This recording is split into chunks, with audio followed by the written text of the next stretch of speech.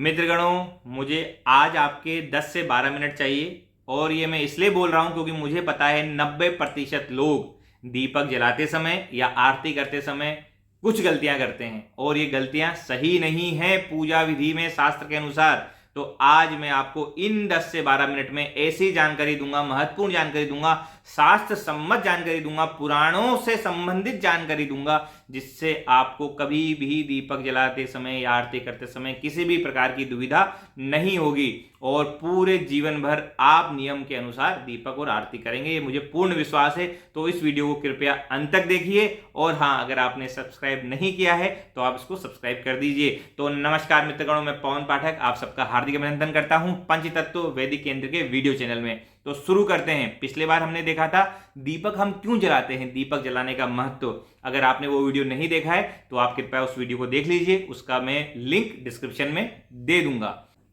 तो मित्रगणों, पहली शंका या पहली दुविधा हमारे मन में क्या आती है, घी का दीपक जलाएं या तेल का दीपक जलाएं। तो शास्त्र क्या कहते हैं? शास्त्र कहते हैं घृतेन दीपो दात्वयः तिल तेलेन वा पुनः। शास्त्र कहते हैं कि दो तरह के दीपक सर्वोत्तम हैं, घी का या तिल के तेल का दीपक सर्वोत्तम है। सरसों, नारियल इत्यादि का वर्णन शास्त्र में मुझे तो नहीं मिला, मैंने खोजने की कोशिश करी, वो शास्त्रों में लिखा था घी का या तिल के तेल का सर्वोत्तम दीपक होता है। तो जब भी आप दीपक जलाएं कोशिश करें कि घी का दीपक जलाएं या तिल के तेल का दीपक जलाएं। अगर आप में सामर्थ्य हो तो आप दोनों दीपक घर में जला सकते हैं, घी का भी और तिल के तेल का भी। और अगर आपके पास सामर्थ्य नहीं हो घी के तिल के तेल का तो ज्यादा से ज्यादा आप सरसों के तेल का दीपक जला सकते हैं। लेकिन शास्त्रों में घी का और तिल के तेल का प्रमाण उपलब्ध है जो मैंने आपको दिया।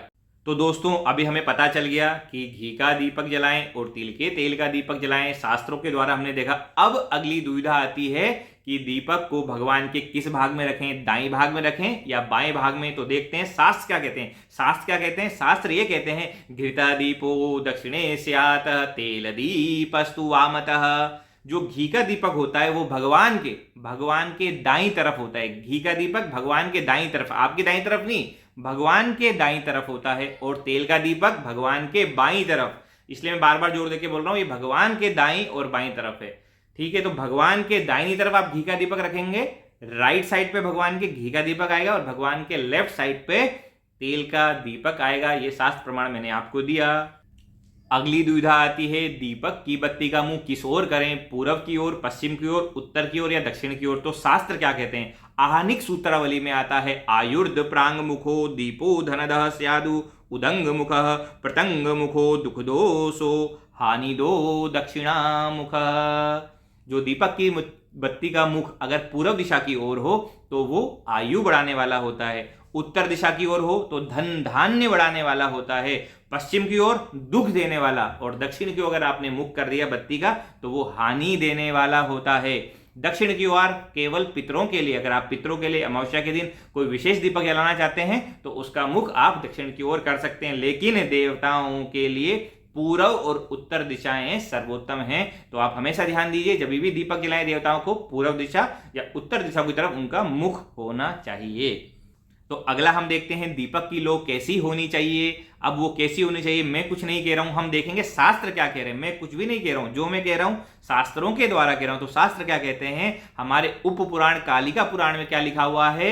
लभ्यते यस्य तापस्तु दीपस्य चतुरंगुलात् न स दीप इति क्यातो हो यज्ञ श्रुतः। कभी भी दीपक की लो चतुरंगुलात, 4 अंगुल से ऊपर की ताप नहीं होना चाहिए। उसके अंदर जो ताप होता है वो 4 अंगुल से ऊपर का नहीं होना चाहिए। इसलिए आप उसको मध्यम गति की लो बनाइए, उसमें कभी भी धुआं नहीं उठना चाहिए उसमें से, और चड़चड़ की आवाज भी नहीं आनी चाहिए। इस प्रकार की जो लो होती है वो सर्वश्रेष्ठ होती है। तो मित्रों, कभी भी दीपक को दीपक से ना जलाएं और दीपक जलाने के बाद उसको डायरेक्ट धरती पे ना रखें। हमारे उप पुराण कालिका पुराण में कहा गया है सर्वसहा वसुमती सहते न तुद्यम दयम अकार्य पादघातम च दीपतातम तथेव च।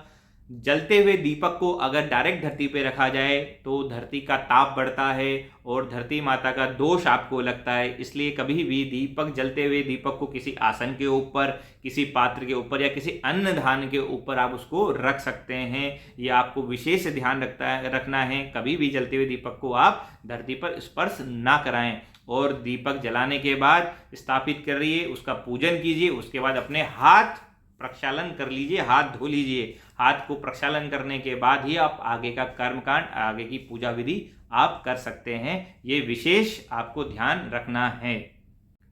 अब हम देखेंगे आरती। आरती को निरार्जन भी कहते हैं और आरार्तिक भी कहते हैं। हम आरती निरार्जन क्यों करते हैं? हम इसलिए करते हैं, शास्त्रों में कहा गया है कि अगर आपका पूजन मंत्रहीन है, क्रियाहीन है, अर्थात अगर आपने मंत्र सही से नहीं पढ़े या मंत्र नहीं पढ़े, कोई क्रिया अधूरी रह गई है, तो आरती और निरार्जन करने से पूजन में पूर्णता आ जाती है, वो पूरा हो जाता है, सफल हो जाता है। इसलिए जब भी आप आरती करें, जोश से करें, पूरे भाव से करें, घंटी, शंख, घड़ियाल, जय जयकार उद्घोषों के साथ करें, तो यह आरती का विधान है। जब भी आप आरती करें, विषम संख्या की बत्ती ले सकते हैं, 1, 3, 5 और 7, और कहा गया है सर्वोत्तम पंचमुखी और सर्व सप्तमुखी आरती होती है। शुद्ध पात्र में घी की, कपूर की बत्ती से आप आरती कर सकते हैं। शास्त्र में कहा गया ततस्य मूलमंत्रेण दत्त्वा पुष्पांजलि त्रयम् महानिरार्जनम कुर्यान् महावाद जयस्वने प्रज्वलात् तदार्थ च कर्पूरेण घृतेन व आरार्तिकम शुभपात्रे विषमानेक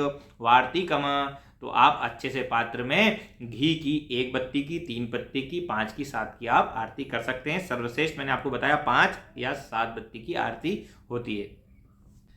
और ध्यान रखें, जब भी आप आरती करें आपको ओम बनाने का प्रयास करना है। ऐसे ओम बनाएं, दाहिनी तरफ को आपको आरती घुमानी है क्लॉकवाइज डायरेक्शन में, और ओम बनाने का प्रयास करें। कितनी बार घुमाना चाहिए उसके बारे में कहा गया है। आदो पाद चतुस्तले च विष्णु द्वे नाभि देशे मुखबिंब एकम सर्वेषु चांगेषु च सप्तवाराः नारार्तिकम भक्त जनस्तु कुर्यात्।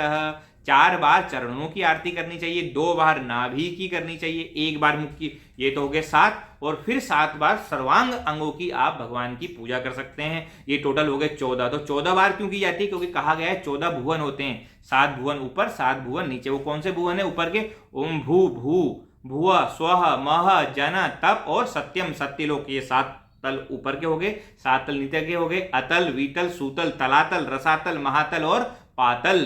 तो 7 तल नीचे, 7 तल ऊपर, आपके 14 के 14 भुवन से कृपा आती है और सारे के सारे आपको ग्रह आपके शांत होते हैं। तो इस तरह आपको आरती करनी है। तो कभी भी आरती बैठकर ना करें, और आरती करते समय शंख और घंटी का वादन करते रहिए। और जब आरती हो जाए उसके बाद कहा गया है शंख जलेन प्रदक्षिणम, शंख में जल भरा हुआ होना चाहिए, और आरती में 3 बार प्रदक्षिणा करके थोड़ा सा जल धरती में छोड़ देना चाहिए। अगर आपके पास शंख नहीं है तो आप एक आचमनी जल को 3 बार घुमा के आप जल छोड़ सकते हैं। तो अब आता है भगवान को आरती किस प्रकार दिखाएं। तो भगवान को आरती दिखाने के लिए शास्त्रों में कहा गया है पुष्पेण देव वंदनम, पुष्प से आपको आरती दिखानी, ना कि ऐसे ऐसे करके। आप ये हाथ दिखाना सही नहीं है, आप पुष्पेण देव वंदनम, उनको रेस्पेक्ट देनी है, पुष्प के साथ बड़े भाव से आपको उनको आरती दिखानी है और प्रदक्षिणा करनी है। क्लॉकवाइज डायरेक्शन में सीधे हाथ की तरफ से प्रदक्षिणा करनी है और चारों दिशाओं को आरती दिखानी है। आप मंत्र पढ़ सकते हैं, चंद्रमा मानसो जात चक्षु सूर्यो अजायत श्रोत्राद्वा प्राणश्च मुखादग्निरजायत। इस प्रकार आप मंत्र पढ़ सकते हैं, या भगवान का नाम लेते हुए आप ओम नमो भगवते वासुदेव करके आप चारों दिशाओं की प्रदक्षिणा करके आप भगवान को आरती दिखा सकते हैं।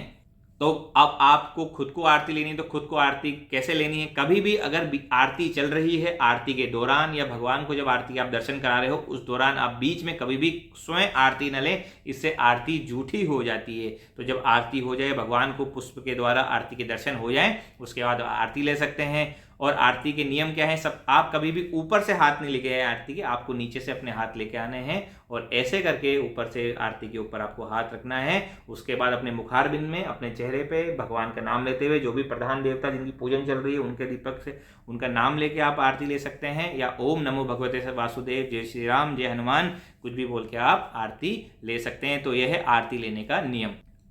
तो आरती में आप घी की आरती में कपास की बत्ती बना सकते हैं। मैं आपसे बोलूंगा कि आप बत्ती स्वयं बनाइए, बच्चों को भी सिखाइए, बहुत ही आसान तरीका होता है बत्ती बनाने का। इसी तरह हमारी परंपरा भी आगे बढ़ेगी, तो कपास की बत्ती स्वयं बनाइए। तिल के तेल के लिए कहा गया है कि आप मोली की बत्ती बना सकते हैं। रक्त वर्णिता का वर्णन है शास्त्रों में, तेल के लिए मोली की और घी के तेल के लिए कपास की बत्ती आप बना सकते हैं। और जली हुई बत्ती दोबारा कभी ना जलाएं, और जब बत्तियां जल गई हैं उनको आप इकट्ठा कर सकते हैं, एक साथ उनको आप विसर्जन कर सकते हैं, या उनको आप एक साथ जला के उसका खाद बना के आप वृक्ष में आप डाल सकते हैं। तो ये हमने आज नियम देखे। तो दोस्तों मुझे आशा है आज के नियम आपको अच्छे से समझ में आ गए होंगे, आपको हमेशा ध्यान रखेंगे, तो कृपया इनका अवश्य ध्यान रखिए, दूसरों को बताइए, शेयर कीजिए, सब्सक्राइब कीजिए। मैं आपसे मिलूंगा फिर अगले वीडियो में, तब तक के लिए जय श्री राम, जय हनुमान।